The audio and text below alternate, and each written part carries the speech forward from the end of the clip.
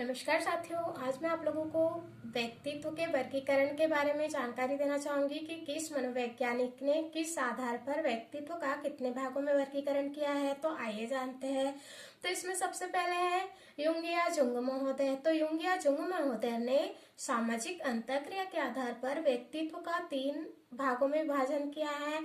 ये 3 भाग कौन कौन से हैं? तो इसमें आता है सबसे पहला जो होता है दोस्तों, वह है अंतर्मुखी व्यक्तित्व और दूसरा है इनका बहिर्मुखी व्यक्तित्व। उसके बाद में इनका तीसरा जो है वह है उभयमुखी व्यक्तित्व, यानी जो अंतर्मुखी और उभयमुखी जो अंतर्मुखी और बहिर्मुखी होता है उसका मिला जुला जो रूप होता है वह होता है उभयमुखी व्यक्तित्व। उसके बाद दूसरे जो मनोवैज्ञानिक है दोस्तों वह है फ्रायड। तो फ्रायड ने जो है व्यक्तित्व को मन के आधार पर इन्होंने 3 भागों में विभाजित किया है। तो ये 3 भाग है दोस्तों, इदम, अहम और परा अहम, यानी कि इड, ईगो और सुपर ईगो। उसके बाद में आते हैं दोस्तों शेल्डन। तो शेल्डन ने जो है व्यक्तित्व को शरीर की रचना के आधार पर विभाजित किया है। तो जो इनके शरीर के रचना के आधार पर व्यक्तित्व का विभाजन है वह इन्होंने 3 भागों में विभाजित किया है।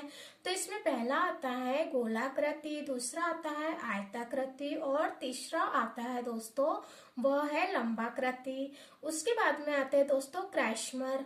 तो जो क्रैशमर है उन्होंने भी व्यक्तित्व को जो है शरीर रचना के आधार पर व्यक्तित्व का 4 प्रकार से विभाजन किया है। तो ये 4 प्रकार है। पहला आता है इसमें जो है वो है लंबकाय, दूसरा खिलाड़ी, तीसरा आता है इनका नाटव और चौथा आता है दोस्तों जो होता है मिश्रित, मतलब सबका मिला जुला रूप। उसके बाद में आते हैं दोस्तों हमारे आरबी कैटल। तो जो आरबी कैटल थे उन्होंने चरित्र की सुंदरता के आधार पर व्यक्तित्व का वर्गीकरण किया है। उसके बाद में आते हैं दोस्तों आल्पोर्ट। तो आल्पोर्ट जो थे उन्होंने जो शील गुण होते हैं व्यक्ति के शील गुणों के आधार पर व्यक्तित्व का वर्गीकरण किया है। उसके बाद में आते हैं दोस्तों हमारे मूरे साहब। तो जो मूरे थे उन्होंने जो कार्यात्मक शक्ति होती है उसके आधार पर व्यक्तित्व का वर्गीकरण किया है। तो दोस्तों ये था व्यक्तित्व का वर्गीकरण। Thank you.